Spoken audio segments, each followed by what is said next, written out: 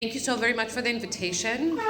I'm very excited to kind of be in this space again. I haven't been here in about 2.5 years since we had a wonderful festival called the Refuge in 2022. And this was a space of kind of creativity and partying and lots of very good cheer. And I suspect tonight will be very much along the lines of that. So my name is Ellada and I come from theater studies and cultural studies. And tonight I've been invited to moderate this very interesting discussion. So the way it's going to go, we're going to have 3 presentations and then open it up for questions and a conversation. So the topic of this evening is refuge. So, and I was thinking about how it is that we can introduce this. So a few, I would say, random / structured thoughts on my part. So refuge within it has this idea of place. And on many occasions, it also encapsulates movement, it encapsulates mobility. But in some other occasions, it's also a place to be. A home is also a refuge. When it's associated with mobility, more recently, it's also kind of related to people, to refugees. Refugees seek a refuge. A refuge, also, I dare to suggest, insinuates a nostalgia.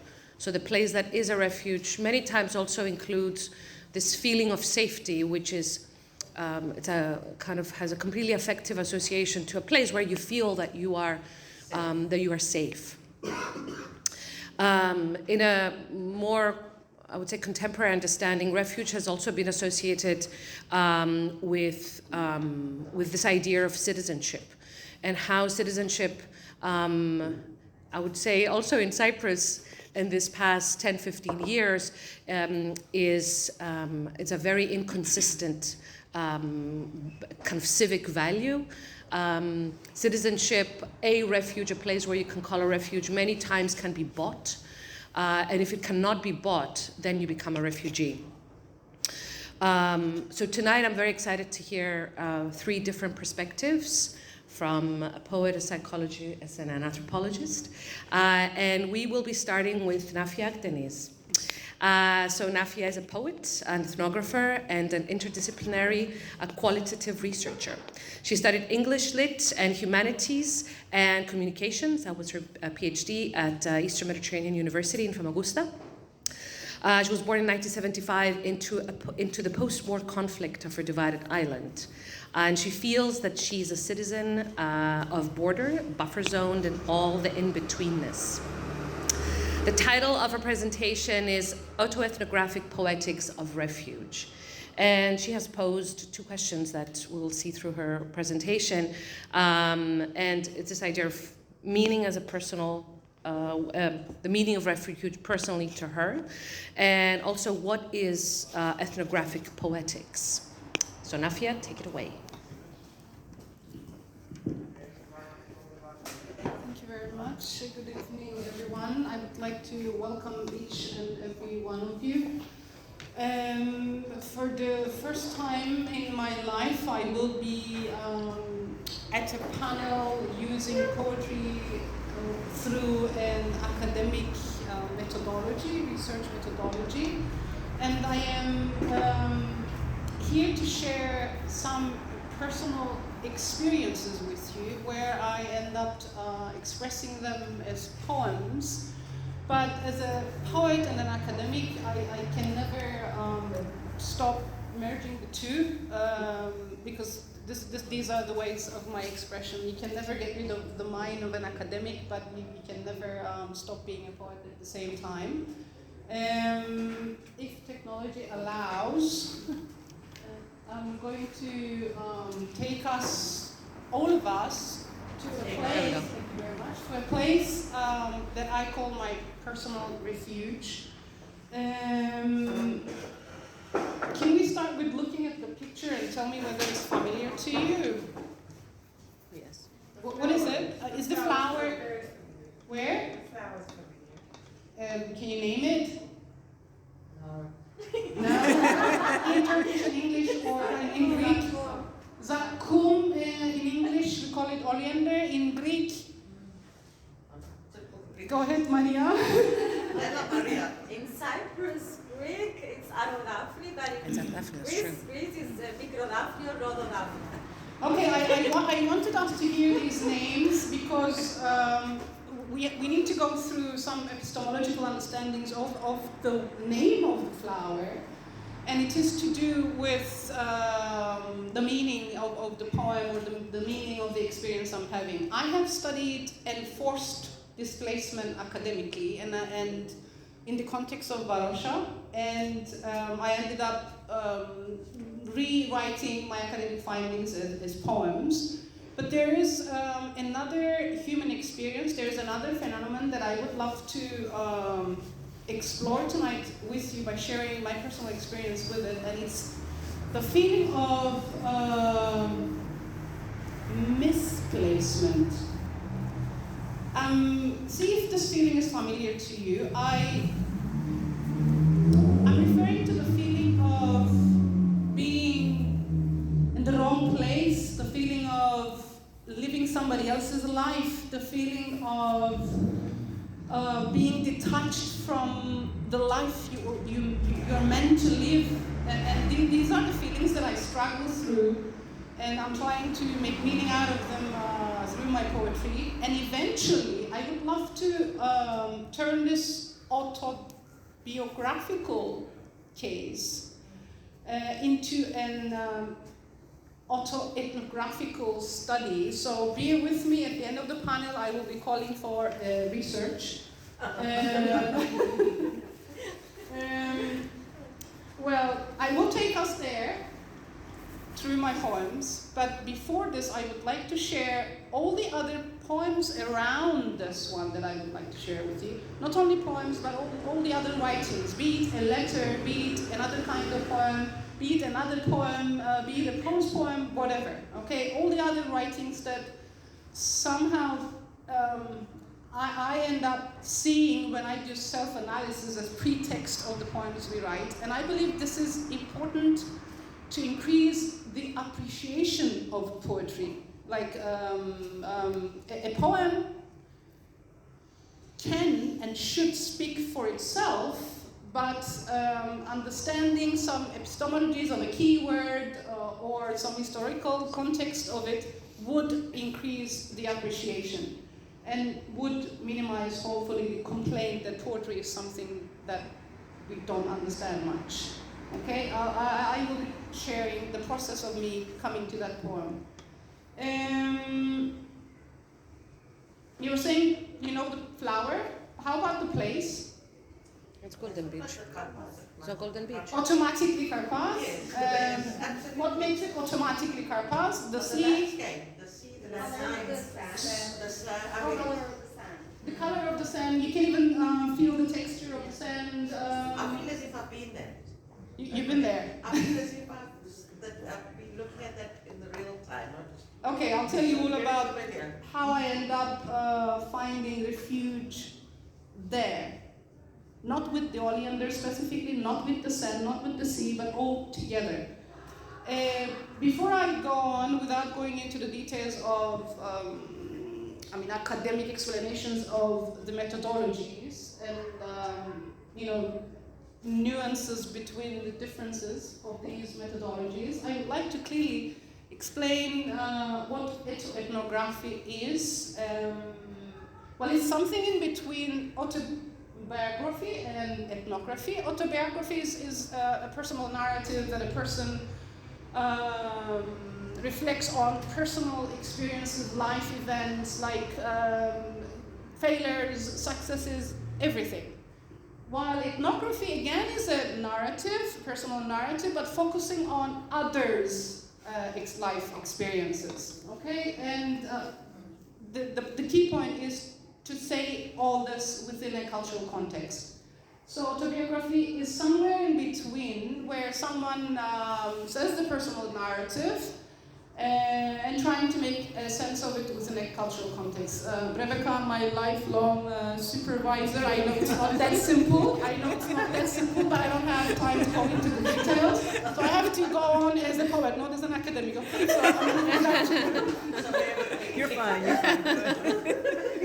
So let's put all this information into our context, Refuge. I said Refuge is a place for me where I heal, and this is a word for you, heal the feeling of misplacement, where I place myself somewhere, where I feel I belong. And for me, the place that you've seen is a place where I do my fact checks. Not for the information, but for my existence. I do a fact check about my biological reality, which is I am immortal and you don't have to do this only in the cemetery. Refuge is a place for me that I do biological fact check that I am deadly. I will be dead. Geographical island, geographical reality that I am in an island, not in the center of the universe. I am on a small island, and ecological fact check is I have the sun over my head, the sea at my feet, the goats are wandering around with their bells ringing, I have the oleander, blah blah blah. Okay, this is where I do my fact check. And I wonder how I can systematically study this feeling of misplacement and in being in search of a refuge from autoethnographic perspective, whether I can put it into autoethnographical, under autoethnographical lenses. So these are the questions in my mind. I wonder if there is someone else as well feeling the same. If we can refer to islanders sharing a similar feeling of being misplaced on the island. Not only Cypriots, but anyone choosing to live in Cyprus. And do we have common reasons making us search for places like this? And whether these places have common features? Like, what kind of places do we choose? And I am not referring to our private properties. Home that you can buy and feel safe is a totally different category here. I wonder whether in nature, or maybe in culture, in public places, you feel you belong, you place yourself. So, where are we? Specifically, he already mentioned that we're very at the edge of the map. I will take us there, and we also have the coordinates. But before I do this, I said I will be sharing some preliminary writings taking me there to write that poem. I will be sharing some short quotes from a letter I wrote to Panelists newspaper on their invitation. They asked me to write a letter to a citizen of Cyprus, and this is to do with citizenship, and as you were defining. The citizen of Cyprus in 2074, a century later than the war, okay? And I opened the letter with a scene that happened at the Turkish embassy, where I was there as a citizen of Republic of Cyprus, asking for citizenship of Turkey for my daughter, because her citizenship of Republic of Cyprus has been frozen since her birth, because the father is from Turkey, just like the case of Cyprus problem. And I was feeling, of course, misplaced, asking another country to give the citizenship to my daughter as a citizen of another country. I end up the letter saying, all the citizenships I have in my pocket are meaningless. They have all the problems to them. I have 3. And going away from these political categories, I finish my letter by defining what makes me think that I am a Cypriot. And I end the letter saying, I am an islander. I belong to the sand, the sea, the sun. Call me romantic, I belong to the lemon. I want it green, Cypriot green, not lime. Don't bring me its juice, I want to squeeze it myself. I want that citric acid to splash on my face, the appetizer of my life. And the jasmine. I can never get enough of it. I smell it with my lips. I touch the basil to refresh the oxygen I breathe. I worship the olive tree, so I lick its oil. Sometimes you just don't know what to do with too much beauty. Imagine the ecstasy I feel in front of a ripened Cypriot fig oozing honey. I open the mouth of my mind to the sky every time I sit under a wine tree. But babutsa, it is the babutsa that should be the one representing Cyprus, not me. Peeling of its skin with its billions of thorns to enjoy that juicy joy of life is like peeling of Cyprus from its zillions of problems to enjoy it if you still can. No, I will not leave the sand, the sea, the sun without defining my attachment to them as if they are emptied 3S tourism slogans. They are not. These are my umbilical connections to the island of Cyprus. Why don't you join me? Join my spirit. And remember, this is written to the citizen of Cyprus in 2074, and I'm dead. Join my spirit rooted in the satin sands of the Golden Beach to hear the planet turning and the sound of the sand pouring. Get intimate with the land. Immerse yourself in the sand grains as numerous as the cells in your body. This is the exact number of crystals I would like you to have under your skin when you swim in that sea. The exact amount of sunbeams I would like you to filter through your eyelashes to see the rainbow. The point is not the numbers, it is your sensual unification with the island, your eco-perception of it, your eco-care. And my placement, my self-placement ecologically in that place is something biological, is something physical, is something geographical, is something that makes me, I belong. And 2 more haikus came before I wrote the poem Visiting the Oleander, and you see the goats. You don't hear the sound of their bells.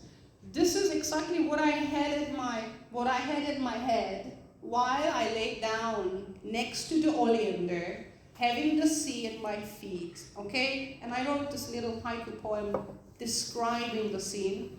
Goats by my head, fish by my feet, all is well, all is well. Another one. And I do have self-portraits with the oleander. It's my place, you know. It's my playground. Oleander side is my throne. The sand dune, my temple, the last bosom. And you're ready now to hear the poem I call Visiting the Pink Oleander. And you will see that it has nothing to do with the surroundings, the ecological descriptions. It becomes a place, a refuge for me, where I start seeing my mindscape. Not the landscape only, but my mindscape. And I would like you to try to figure out where leaving home ends and returning starts. Or whether this is a relevant question at all, okay?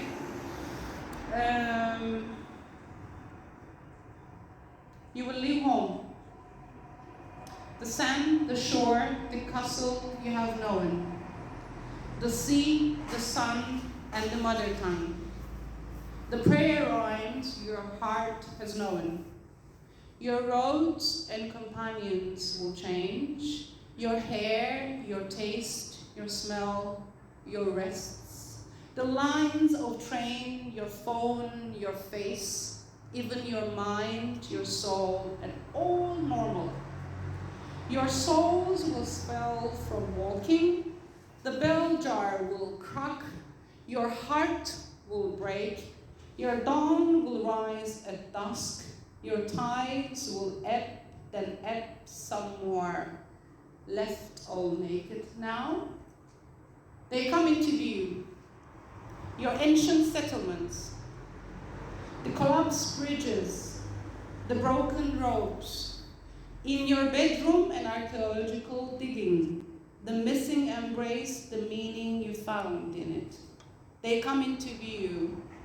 The bearing you have been eyeing, the wind gathering your wings, the waves and waves of possibilities in your strokes, dead stars and the cycles of the moon. They come into view. Your heart's compass, your under skin, the block arteries, the chakras, the tiger that keeps running in your mind, all that you have hidden in the amber when you return home to the root of the pink oleander. 5 minutes. And being warned that I don't have much time, I just want to share a little epistemological information about the root of the oleander. And I thank to my poet friend, psychologist Emel Kaya, for helping me to find out all the meanings behind this word zakkum. Zakkum and zikkum are relevant. Zikkum is a word that we use in Turkish to mean something poisonous, something very bitter. And we have an idiom in Turkish where we say, in the context of someone not enjoying the food or refusing the food or eating too much or drinking too much, we say zıkkımın kökünü ye, meaning eat the root of the oleander. And the biological reality, ecological reality of the plant, we know that it's poisonous, but only when it's eaten. And the root of it is known as the poisonous, not necessarily poison, but bitter, like tasting like poison. Okay, and there's no scientific finding that this oleander has killed someone. Only a few cases when people made tea out of it. So after this sharing of my private way of seeking for refuge, finding it, and ending up being placed in the universe, not only in Cyprus, at the sand dunes by the flower, I wonder whether this is a communal experience, whether we can even call it a universal human experience. And you can just get my contact info from this code, QR code. Please do reach me if you have a place to share the story of it. We will be collecting the data, and Salamis, thankfully, is very positive of publishing this as a Rustem publication, and we'll see what we can else to do with it. Thank you very much.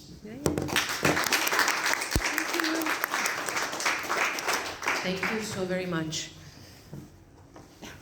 Take care of the technology first, I don't forget. So, What do I do with this? just stays there. Okay. Record the voice. So, next up, Rebecca Bryant. Rebecca is a professor of cultural anthropology at Utrecht University and an anthropologist of politics and law. Her work has focused on ethnic conflict and displacement, border practices, post-conflict reconciliation, and contested sovereignty on both sides of the Cyprus Green Line and in Turkey. She studied philosophy and cultural anthropology at the University of Chicago.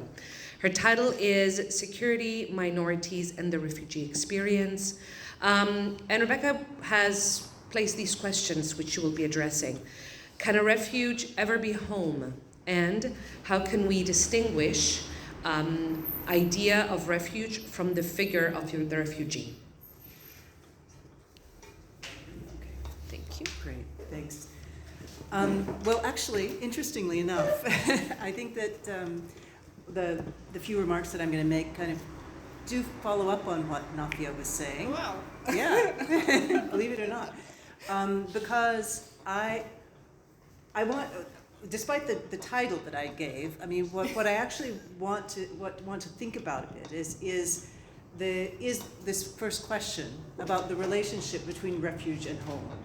Okay, and I'm going to start with a quote that's often attributed to the Egyptian novelist Naguib Mahfouz, though it's not clear if this is really from him.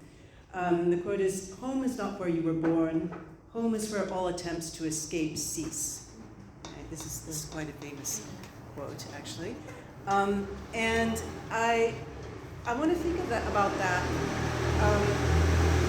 in relationship to the idea of refuge, and particularly in relationship to the time of refuge. So we've been talking about places so far, but I want to think about the temporality that's associated with refuge.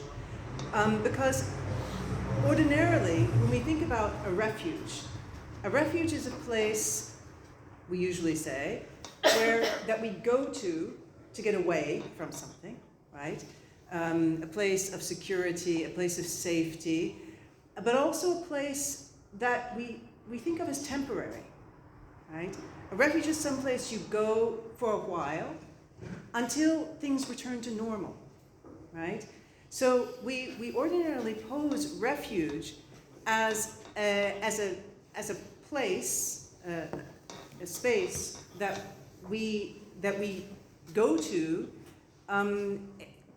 as in a situation of abnormality, right? Or you could say that refuge is the place that we go when home becomes unhomely, right? When home is no longer a home for us. And that could be a metaphorical home, obviously, as well. I mean, it could be the place that you go when you are misplaced, right? When you can't find a place for yourself.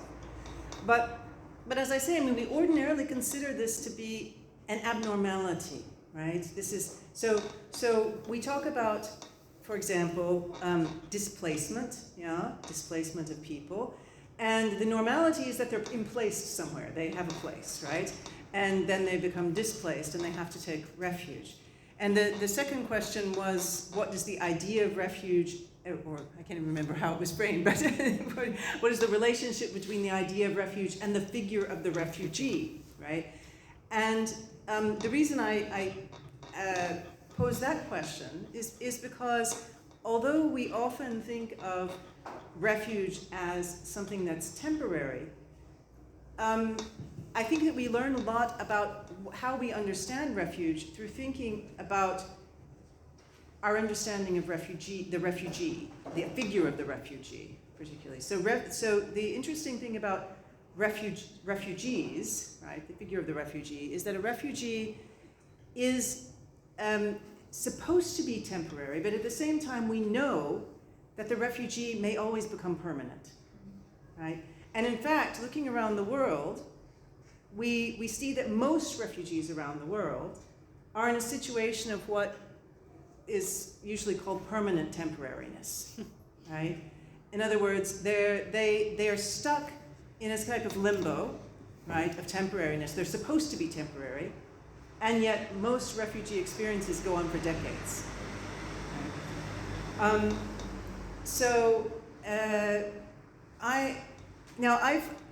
I've done a lot of research in Cyprus on displaced people on both sides of the island, but I also just finished an interesting project interesting. Well, that's not a very good adjective, but anyway, I just finished a project on Syrian youth in Turkey, and we have a book that's coming out in a few months on this, and what was very interesting about that research was to think about the temporality of being a refugee, of taking refuge, through youth. Because youth is already this transitional phase, right? You're supposed to be transitioning from childhood to adulthood. It's a phase of life that's automatically looking towards the future, right? And then what happens, but it's also a liminal phase, right? Because you're in this transition period. And then what happens if you're also a refugee in that phase of life and everything gets put on hold and you can't plan for the future, So we were asking these questions about what it means to be a refugee in those circumstances. And one of the things that was most striking was how in those circumstances,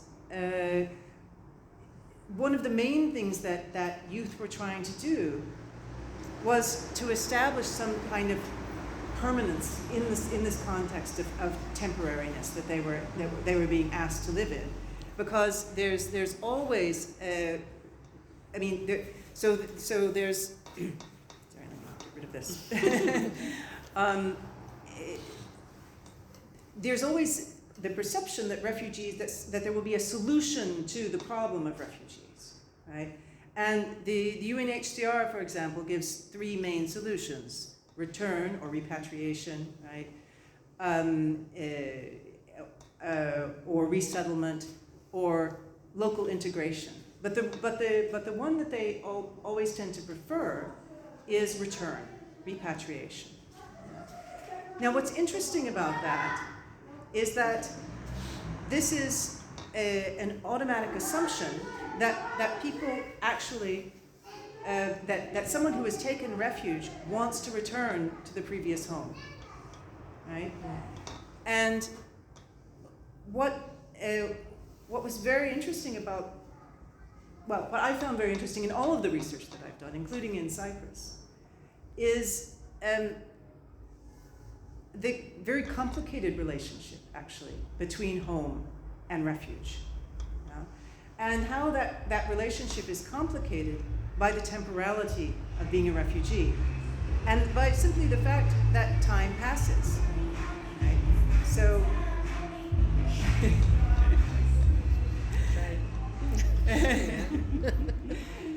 so in the case of the several hundred youth that we talked to in Turkey,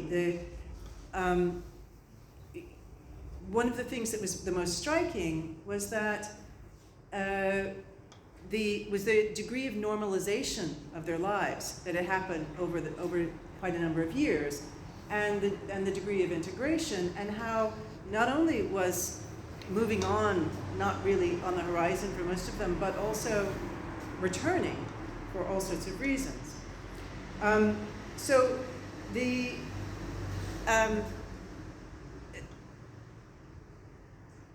basically what I wanted to sort of think about is the way that the perception of displacement or of refuge as temporary and as a kind of response to an abnormal situation that should be returned to something normal eventually, how that in itself creates an expectation that people will return to their homes eventually, yes, which may not in fact be the desire or the case for many people, and so this is actually something that I've been sort of thinking about for a long time, and I've been thinking about it in particular, of course, in relationship to Cyprus, where where there has been a kind of interesting sort of moralization, let's say, of the idea of return. In other words, that longing for one's home is something that one should do, yeah.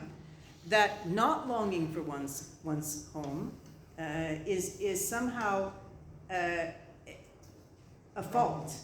It's but we find actually, looking around the world comparatively at so many cases, that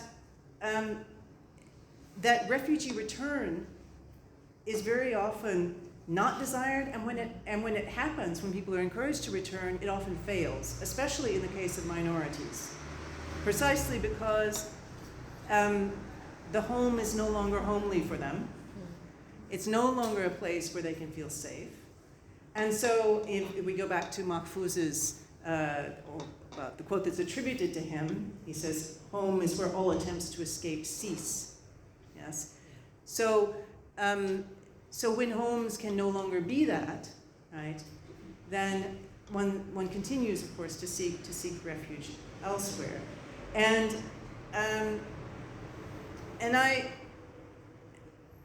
I do, often I sort of observe a lot of the politics of memory that goes on around, around the idea of return, the nostalgia that it is wrapped up in, and of course I understand that for many people it can be very much still a desire, but it has also been an interesting sort of moralization of this, and for example, there's, well, I won't go into this. I was going to go into a whole other discussion, but there's also, of course, an interesting association of within Western European thought of blood and soil that encourages people to believe that one should be emplaced, and that not to feel that desire for emplacement in the place that is supposed to be your home is a sort of fault or gap in one's experience. So, but as an anthropologist, I also see that there are other experiences of that, and other ways of looking at what can be a home. So anyway, I mean, I just wanted in this little discussion to sort of raise some questions about what we consider to be the relationship between home and refuge, why certain people consider a home to be, or rather how certain people can turn a refuge into a home, or why it is that we may make what is supposed to be temporary permanent. And I'll leave it there. Cool. Thank you. Thank you very much.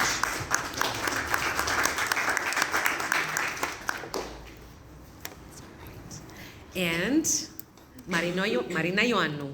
Marina holds an MA in art psychotherapy from Goldsmiths in London, and a BA in fine arts from the University for the Creative Arts UK. So she has extensive experience working with individuals of all ages, using art as a therapeutic tool to promote emotional well-being and personal growth. Her passion for combining her artistic skills with her knowledge of psychology drives her commitment to helping others through art psychotherapy. Marina's title is, I didn't put the title. I'm very Art psychotherapy. Art psychotherapy is a title. Yes, so, and it also kind of makes a very good transition to her questions. So what is art psychotherapy? And the second question is how art can serve as a refuge for individuals, both in the context of art therapy sessions and as a personal practice for emotional expression and self-care. Yes. Hi. Today I will present a bit about what is art therapy, the history of art therapy, and how people they use art therapy as a refuge. And it's very much linked to what you were saying, like you mentioned that refuge, it could be nature, or for people that they've been misplaced or not being able to go back home. Us as art therapists, or therapists in general, we offer a space, a refuge for people to be able to process all those experiences. They find a place of safety to be able to find home within them, and feel safer, and then think about whether either they will go home or they will stay where they are, So it would be a little bit different of what I'm going to actually read out to you. So, art and healing have been closely linked since the beginning of human society, as have art and communication.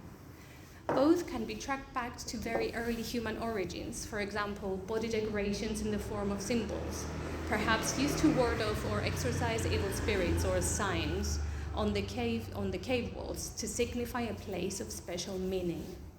Symbols are particularly significant in our lives. Human beings have always created and manipulated symbols, images and symbols are very important also to art therapy. They are the tools of our trade, rather like thermometers and bandages are for the doctors or the nurses. In the early beginning of human society, art was an integral part of life, along with dancing, poetry, and music. This may still be seen among young children. For example, children often dance in a spontaneous and free way. This is very similar to the tribal dances of early society. Children in their play unconsciously experiment with magic and power.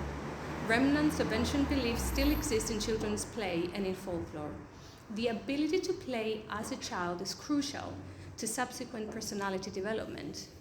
The idea of playing on paper with color and line is very similar. In playing, anything is possible, and new ideas about oneself and the world are formulated. Now, when a person comes to therapy, or to art therapy in particular, if they went through a traumatic experience, we offer a safe space for them to explore or to process that traumatic experience through the creative process of them creating. Without them, for example, people who have post-traumatic stress disorder, it's much safer for them to process that through creating, because what happens in art therapy, the right hemisphere of the brain is more active, because that's where all the memories and all the feelings are stored, and that is much it helps them to process what they went through that process. Now, throughout history, art and the creative process have served as a sanctuary for individuals seeking solace, healing, and a means of self-expression. Now, we'll talk about a little bit about the history of art therapy. Now, the formal practice of art therapy dates back to mid-20th century Europe, with British artist Adrian Hill coining the term in 1942. During a period when thousands were suffering from tuberculosis in sanatoriums, it was observed that painting and drawing provided patients with a creative outlet that allowed them the freedom they lacked in their confinements.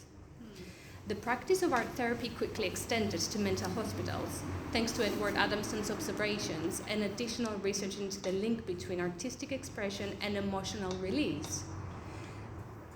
Now, what is art therapy? Art therapy entails the expression of emotions and experiences through the medium of art, in lieu of or in addition to verbal communication.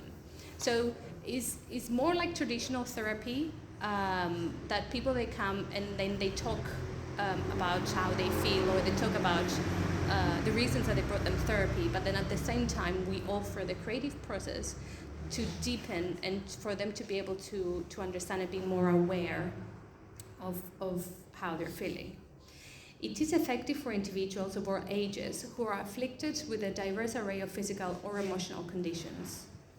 There are different approaches with correspondingly different emphasis, but there are, however, a small number of generally held assumptions. Art therapy is concerned with expressing what is inside, both conscious and unconscious, in images, shapes, and symbols. It is based on the understanding that it is pre-verbal, that images come before words, and that dreams are predominantly visual in character. No talent is necessary and no value judgments are made.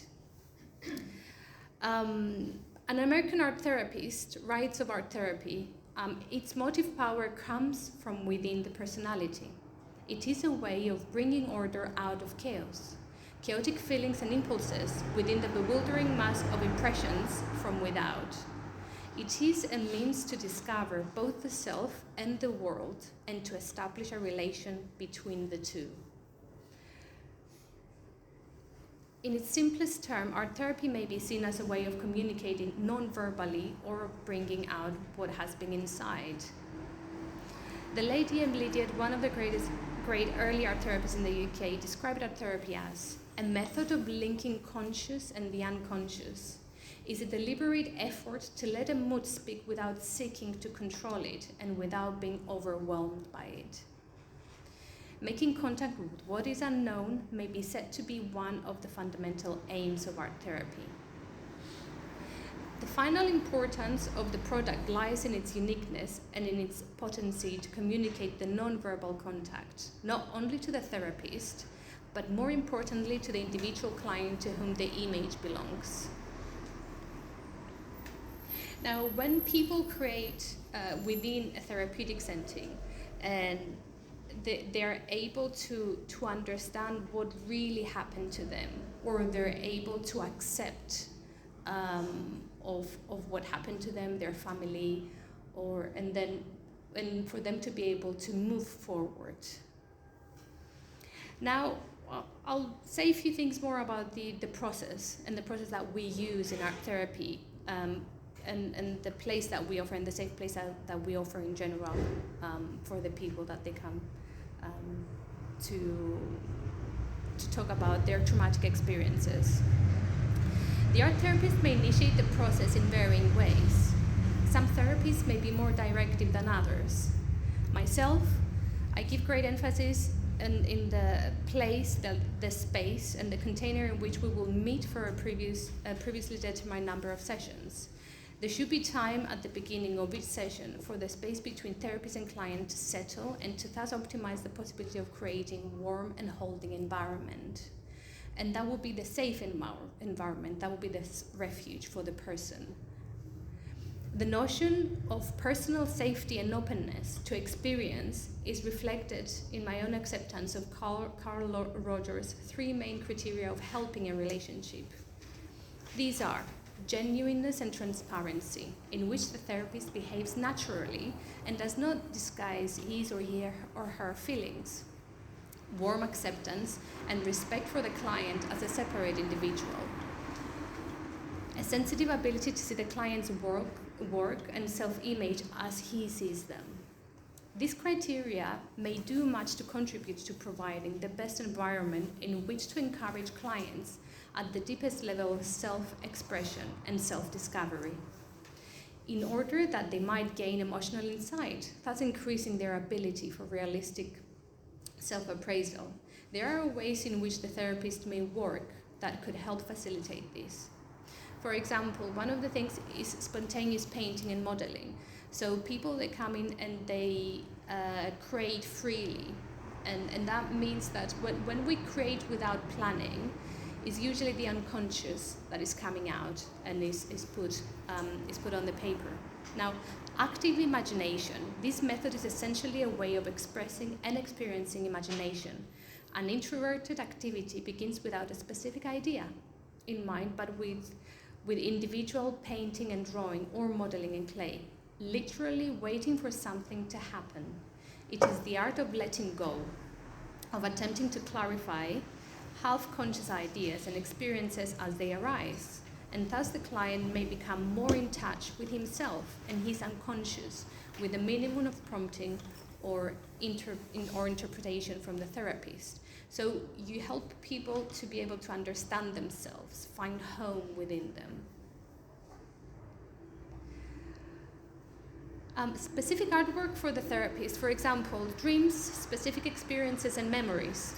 These are painted, drawn or modeled in clay in order to clarify the subject matter for both the client and the therapist, and are as such a useful focus that may help subsequent verbalization. So, when they're creating, that would be much easier for them afterwards to talk about it and verbalize how they're feeling. Painting and modeling in clay are very direct means of communication for those unfamiliar with the medium, and so there is not always sufficient familiarity with the medium to enable the client to disguise what he is saying.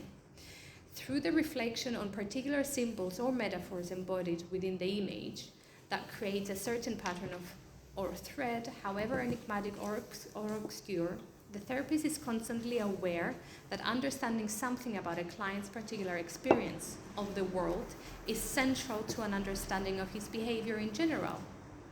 Also, this experience of the world is not static and immovable, but like the images themselves, It may possess a dynamic quality and may be modified, altered, and changed within reasonable limitations by events in the internal and external world. So you help them make sense of and separate what they feel inside with what's happening outside. To conclude, art therapy serves as a valuable refuge for many individuals struggling with the day-to-day challenges or mental health. It is a powerful and transformative practice that has the potential to positively impact individuals and society as a whole. Through the creative process, individuals can find healing, self-expression, and personal growth. Thank you very much. Thank you.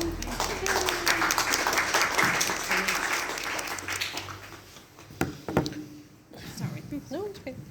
So, everybody, that was fantastic. I think that there's kind of enough both information, experiences, kind of potential to understand this kind of this concept, and I'm wondering if you have questions that you'd like to ask. Yes, please. Sort of brainstorming I've had during Nafia's presentation. Can you all hear? Should we do the mic? I think the mic. Yeah, mic. Is that okay? I come across really bad. From here? No, from here. Thank you. Always down that way. Project. Okay. Yes. There we go. You are now at the stage. It's more than kind of a brainstorm I had during Nafia's presentation and a question, but hopefully you'll join me in this brainstorm. You talked about spatial displacement and misplacement, and as you were speaking about that, I thought of temporal misplacement and displacement. And but I was wondering, you kind of approached it, Rebecca, from a different angle to me, to my brainstorm, because you've kind of introduced us to youth experiences, and just slightly at the very end of your talk, kind of came very close to what I was thinking about. How about the people who are living in the now today, yet with a structuring of experiences through a misplacement, temporal misplacement, as if they're in the 60s, the 70s, the 50s, whatnot. That's where my brain sort of stops. So, how about that? Is my question, I suppose. Yeah, nostalgia? Is that a nostalgia or bordering on, yes. So I wouldn't want to call it nostalgia. Okay. Because nostalgia has this very nice connotation to it, whereas, approaching it from a cultural studies perspective, pushing that nostalgia of the literary people. If that's the connotation we'll take, I'm okay with nostalgia. But other than that, I don't want the niceness in it. Yes, I understand. Yeah. Are you gonna double up on this? Yeah. If not, then we'll let the ladies respond. Yeah, super. Thank you, Magda. Thank you. Let's see, Rebecca. Okay, sure. Go for it. Yeah. All right. Actually, I'm really glad you asked this, or raised this issue, because, in fact, so I had made a bunch of notes to myself, but then I couldn't see them in the dark, so I was just kind of winging it. But I wanted to come to this, in fact, because it's very interesting. As an anthropologist, okay, I mean, there is, of course, there are people, in fact, who, for whatever reasons, their personal experiences and so on, do sort of live in this period, or rather, they seem to be kind of stuck in this time. But I mean, this relates to what I was saying at the beginning about the temporality of refugeehood, right? The temporality of displacement and the expectation that it's going to be temporary, but how it turns into a permanent temporariness, right? I mean, in most cases. And that can mean a number of different things, but for let's say, Greek Cypriot refugee associations, right? I mean, that has generally meant something like that one should not essentially go on with time. You know, one shouldn't proceed in the present because everything is indexed towards the past. The future is the past. The future is sort of going back to the past in any case, yeah? So that sort of politics of memory, I mean, we look at it more from a more sociological perspective. Then, as I say, obviously there are certain people for whom that traumatic experience has left scars that they can't get over and so on. But there is also, in so many cases, an entire web of social structures, right, that encourage people to continue in this endless present, this permanent temporariness, because there isn't a future that is different from the past, right? And that though is, I mean, that's not always the case though. I mean, then you have other cases where there is, I mean, if I were to contrast it, in general, we could, you know, there's been a lot written about this. In general, we could say that there's been a sort of politics of forgetting in the Turkish Cypriot community, yes? And when I say a politics, I don't necessarily mean a top-down implementation of something. I mean, one can talk about memory publics, let's say. I mean, where it's a combination of, in the Greek Cypriot case, it's a combination of state, church, refugee associations, newspapers, family, all sorts of things that are, you know, that are a whole web of things that encourage people to think in this way. And a lot of that also emerges, in fact, from people's own experiences. And then, you know, in the Turkish Cypriot community, one has found that it's not, I mean, of course, there has been a sort of top-down politics of forgetting, but there's also been a tendency to move on. Yeah? I mean, a sort of idea that, okay, you know, there's this issue of safety of minorities that's in the title of my talk, or security of minorities. I mean, it's very common amongst minority groups to say, okay, now we're in a safe space, so we can go on. Now we have a future. Yeah.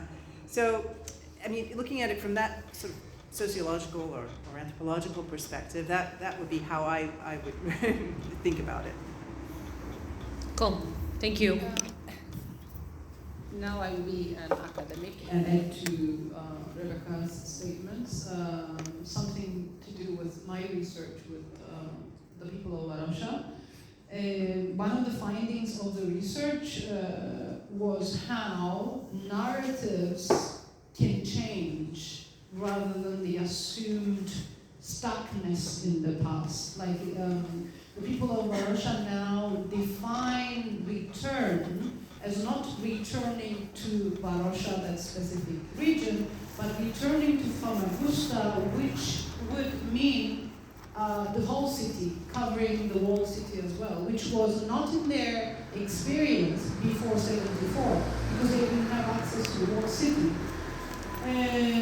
Now, seeing this change in the narrative, it is a way of us seeing how returning politics change, how memory politics can change, because now the city that they left half a century ago, has expanded in their minds geographically and culturally. Now they define their possible life of the future, where they can have a conversation at their balconies with their Turkish Cypriot friends, for example. So I can state that change in the way that people remember and dream of the future. And as a poet, I don't know where you started brainstorming, what you started brainstorming, but I was thinking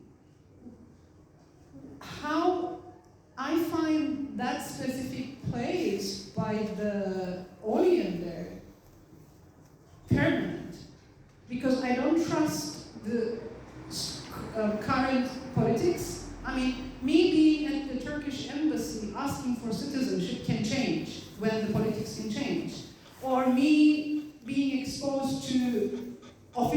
forms in Greek as a citizen of the Republic of Cyprus can change.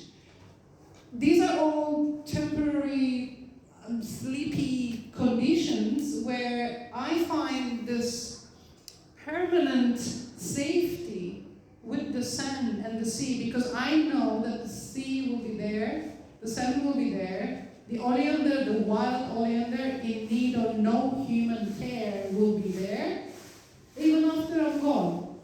So maybe that's idea, that need of permanentness in the places we find refuge is critical. And maybe that's what made me end up at the heels of sand dune, I don't know, flirting with a flower. It's a sense of finally I'm placed.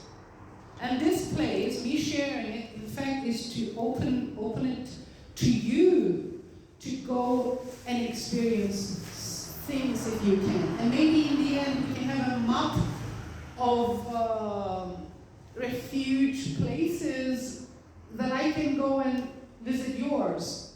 And we can find a communal home, maybe in a place where we're constantly being either displaced or threatened or, I don't know, not feeling safe for millions of different reasons. Am I responding to you?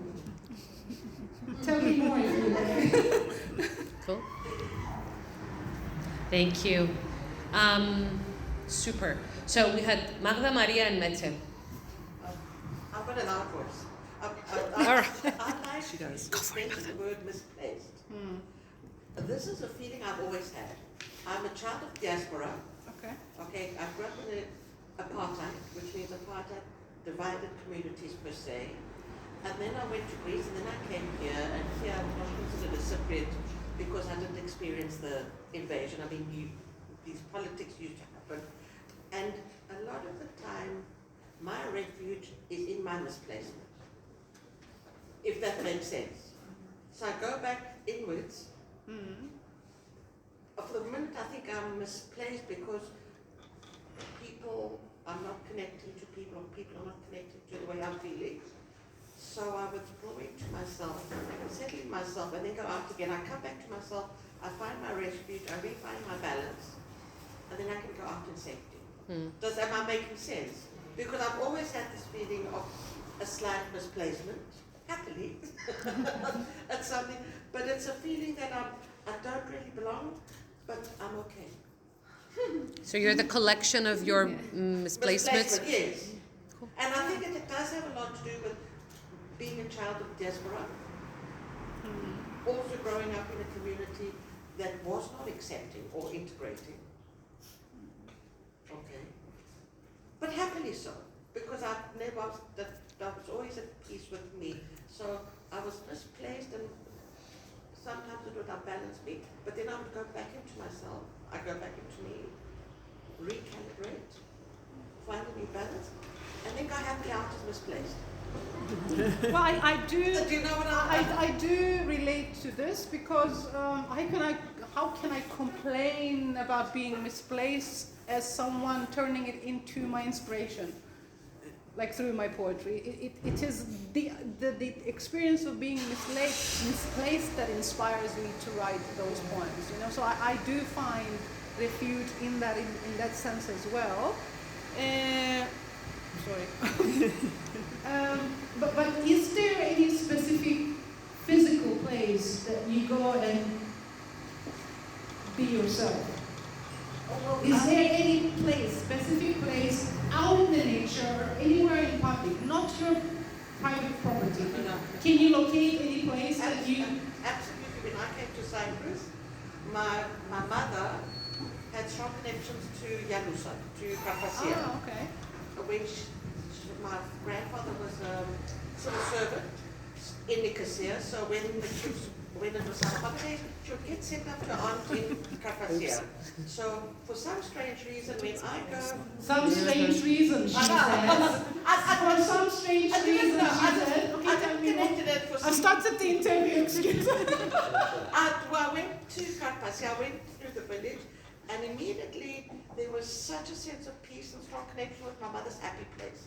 Because Yalusa was my mother's happy place. She would talk about Yalusa with such a sense of nostalgia, the color of the sea, and if not, I've had not the confidence, lack of worries, the being calm and Carefree. and young and happily playing and being part of the community and going back to the That's what you were saying. Kalumia and the Lokomades, whatever. So when I go to Carpathia now, the breeze, the space, not only I know to me it's the olive trees that make me. Okay. And that's why I've also got an olive tree on my veranda. Great.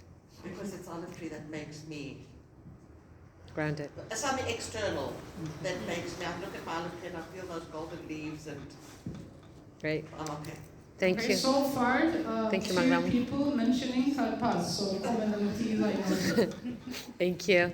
And I've never lived there, so that's Maria Carly, you're up. Yeah, so should I? Yeah. For documentation, yes, yes. Do we mind? I will be sitting here. The projector. Okay, so. It's your thing. So I will not go into feelings. I tend to trust rationalism more these days, especially for the case of Cyprus. We need rationalism. This is the thing I have discovered the last few years. Anyway, through my research and my personal experiences, I have come to asking myself, and I have come to this question: can there be healing without a closure? Because this is the case of this island, where you think there is a closure, there is a new beginning again.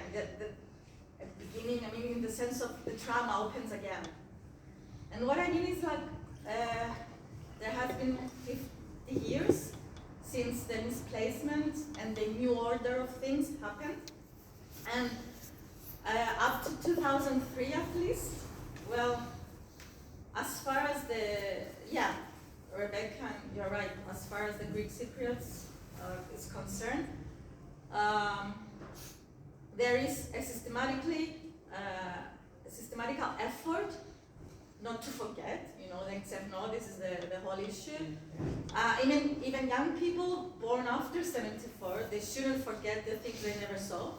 I'm a child of both of my parents are refugees. I know what it means not to forget something you haven't experienced or even seen in your whole life.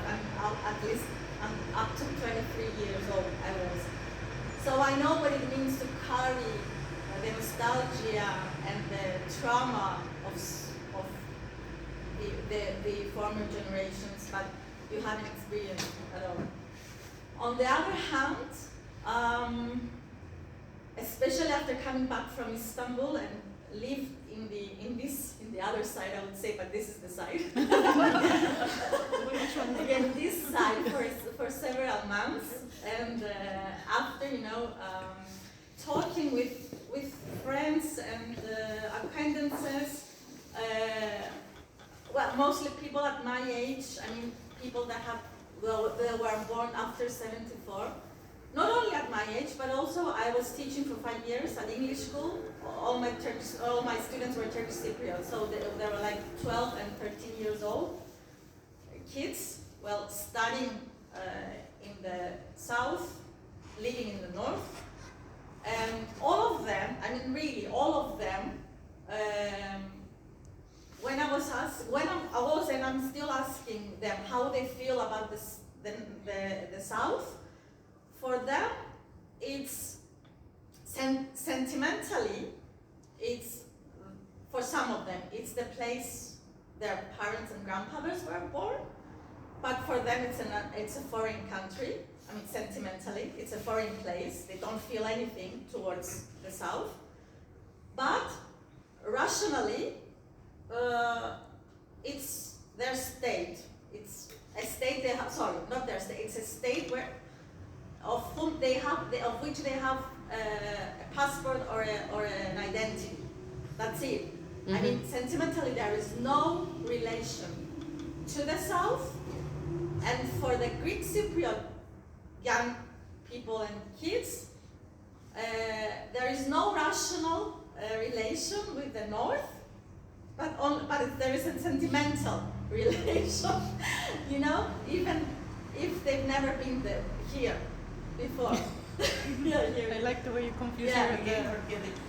Yeah, so, and in both cases, I find it really problematic because this means that, I mean, for the Greek Cypriots, it's more obvious why it's problematic. You know, there is a trauma, a wound that we don't allow to heal, to close. You know, we don't allow ourselves to heal and go forward. But also for the Turkish Cypriots, if the young generations never felt the south as home or, you know, homeland, this means that their parents and grandparents were not allowed to express this either. Yeah, I mean, if your parents or grandparents mention Baf or Limassol as with a longing, this is stems. I mean, it is sorry, Turkish. Mixing up the language. Sorry, it's I mean, it's unavoidable for this longing to pass through generations, this feeling. But I haven't seen any feeling of longing in youngsters. So, and then I realized after studying and reading and stuff that, there was a systematically effort to, you know, to stop people from referring to the South as homeland. We have to go on.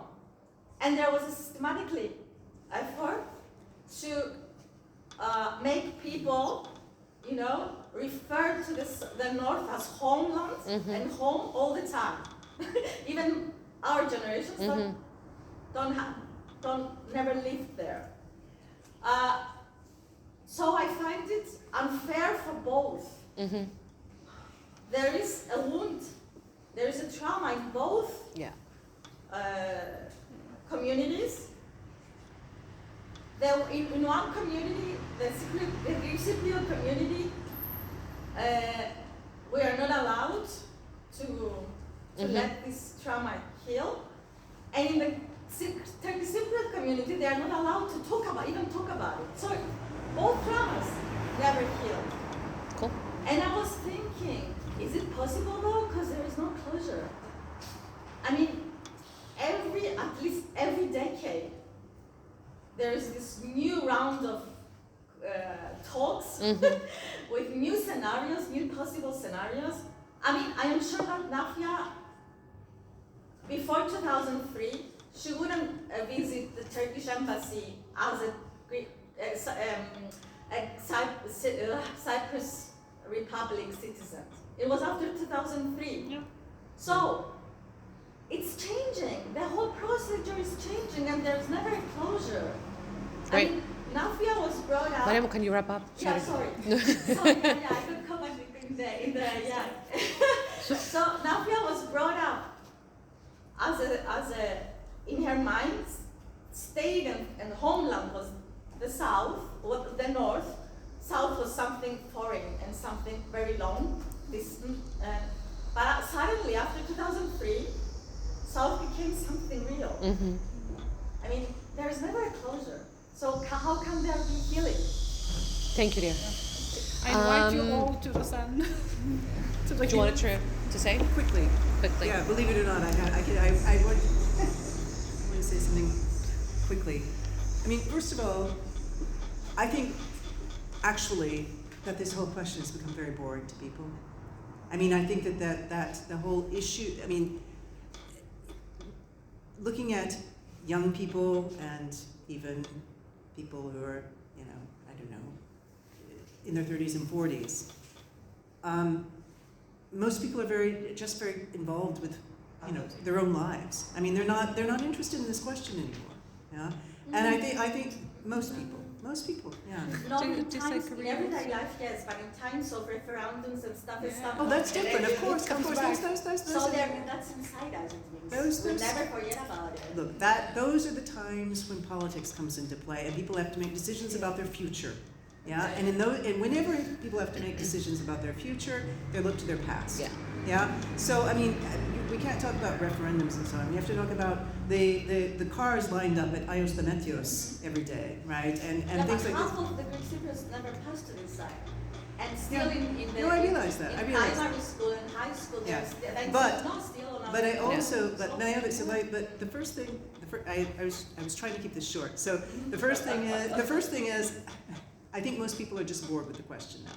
But the second thing is, I think it is way too easy an answer to say that on either side, it's all about what the politicians did and how they force people to think one way or the other.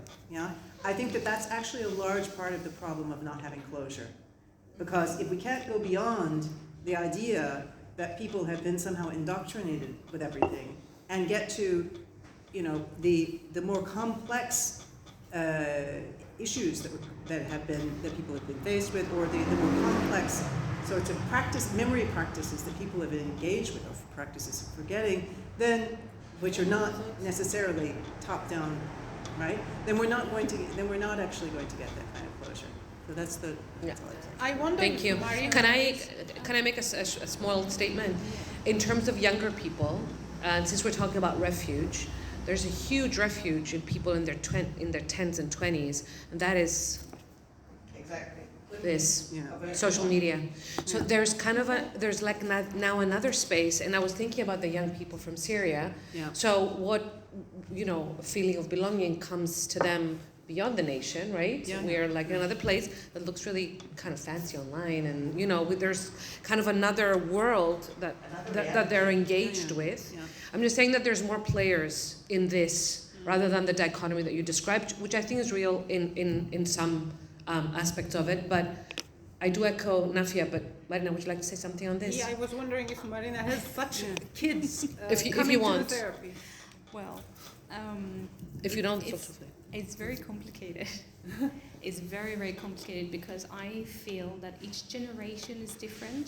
Like the generation between 30s and 40s is different, 40s and 50s is different in how they feel things because they have experienced, some people in their 40s, they've had their parents, when they were at the war, they experienced the war, so the parents, they experienced the trauma of the war. And then you explained about the generational trauma that is being passed on from generation to generation. And in some people it still is is real because, and even at school, the dengue is like, I believe, like, I would explain it is more like, I don't know if that's the right word, or if it's the wrong, it's more like brainwashing. Yeah, Absolutely. but it still goes on. Though. And it still goes on, Exactly. but at the same time, for some people it's very hurtful because they lost either their uncles, it goes for both sides, I would say. And yeah, unfortunately the politics, they keep that from years and years. And now the younger generation, some of them, they cannot relate to that. Some of them, they still can, but still at schools, they have on their, in their books, so they still, And activities, yeah. not just the book. Yeah. And activities all the time, and every year, like remembering the Remembrance Day, the sirens, they go. Of course. And they also do the activities they do during the year. Every time they have an anniversary, at the end of the year they'll have. Yeah, commemorations also play a big role. And now And, there's let's kind of- TV. Yeah. So one last thing quickly. I One would last say thing. that, I see people in their 80s and 70s that, I see them in therapy, we do group therapy, and they talk about 1974. And for them it's very different.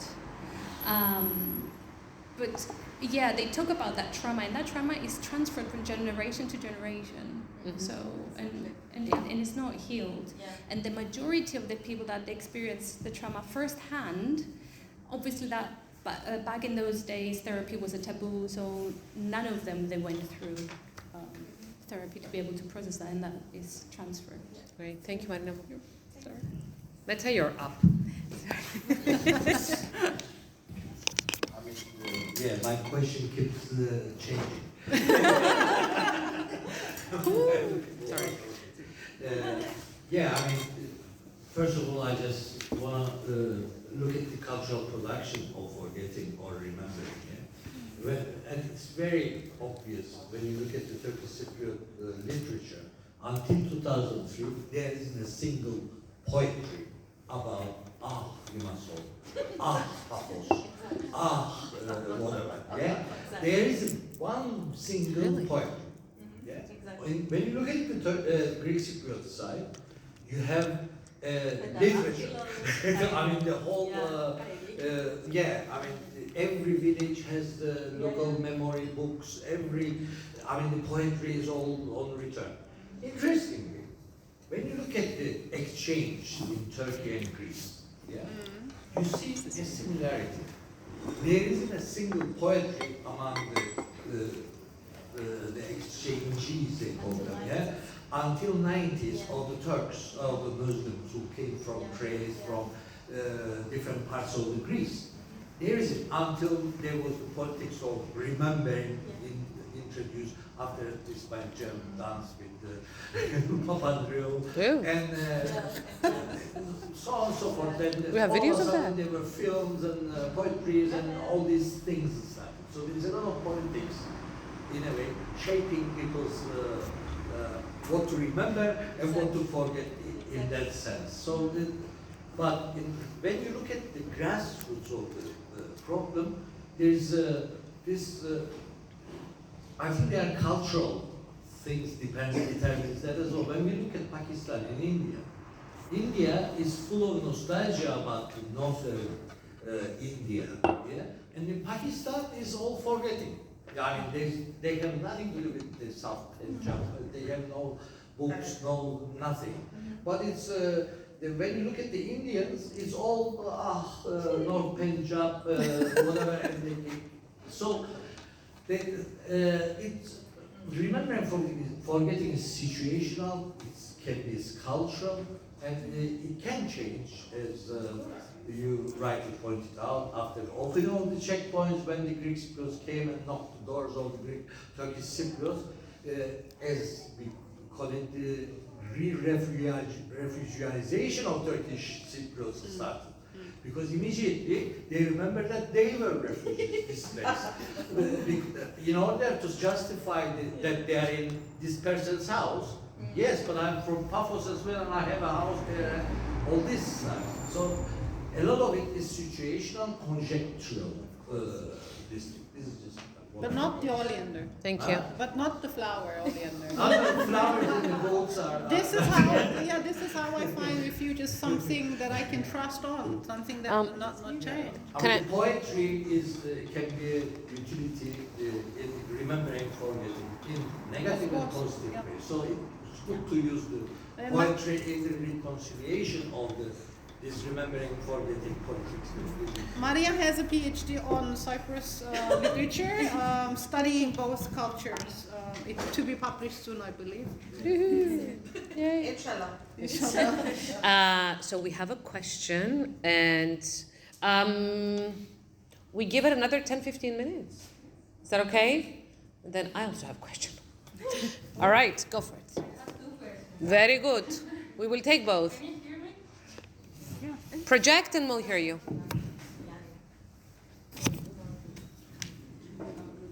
Hi, I'm Eleni.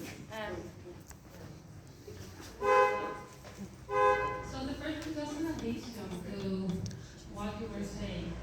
And from my side, because my dad was born in Istanbul and he left in 1974 to Athens.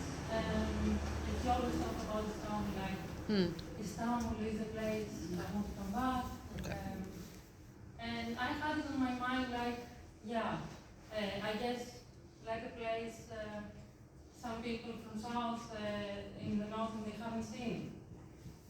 was lucky enough, and I met a Turkish man, and I went to Istanbul, and I'm actually marrying him. Congratulations. And then when I went to Istanbul, I didn't really expect homesick or like this was my dad's home. It felt like something totally strange, familiar, but at the same time not. I didn't feel the nostalgia. It's not mine. It's someone else's. And I felt also very happy to see people living in my dad's neighborhood and meeting people. So I also think like apart from the brainwashing, being afraid of what you don't know, it's very important. And my last question was if Refuge and Safe Place are similar or the same. Because I was working with a community group with Ukrainian women, and we did an activity where they had to draw the safe place. Yeah. And a young girl drew her bedroom in Kiev. Yeah. And I found it very interesting because I felt like, how is this your safe space? Yeah. Because now they're bombing Kiev, and you're drawing your bedroom. However, it was your bedroom before the war, and like your cat sitting on the bed and having a cup of coffee. Yeah. Thank you. Thank you. Thanks so much. Thank you, Lenny. Do you want to start with the last question, perhaps? Yeah. To answer or not? Yes. Definitely that will be her safe place because that was her home. That was her home, and she remembers, she has that in her mind, that picture that, that was my safe place. So, yeah. Even though now is destroyed. And then perhaps that's what she would internalize, and that's what she will have in her memory to make her feel safe. To adjust to a new place, but it's about adjusting to her new reality also, and accepting and acceptance. And sometimes acceptance can take years and years to be able to to do that.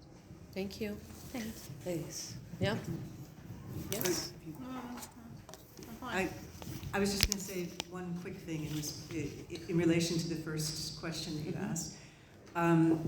When the checkpoints opened in 2003, I went with a lot of Greek Cypriots came across with them to the north, and also talked to a lot of people about those experiences. And one of the things that people found most disconcerting, and in some cases amusing, I mean they would joke or laugh about it, was that the parents' houses, right, seemed so tiny in comparison to what they were expecting. They were expecting them to be enormous, right? And then they were all so small, and the streets were so narrow and things like this.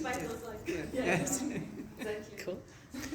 This massive mansion. Anything else? Any more questions, everybody? We could carry on forever, you do know.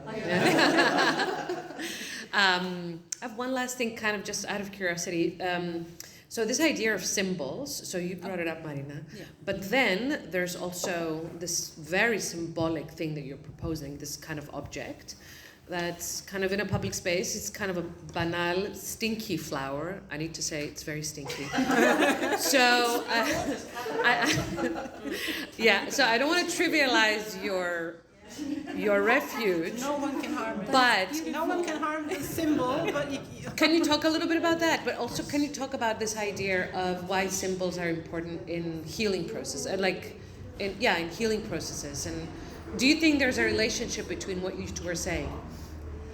Well, for me, oleander, the beauty in the oleander is the fact that it can resist Cyprus heat.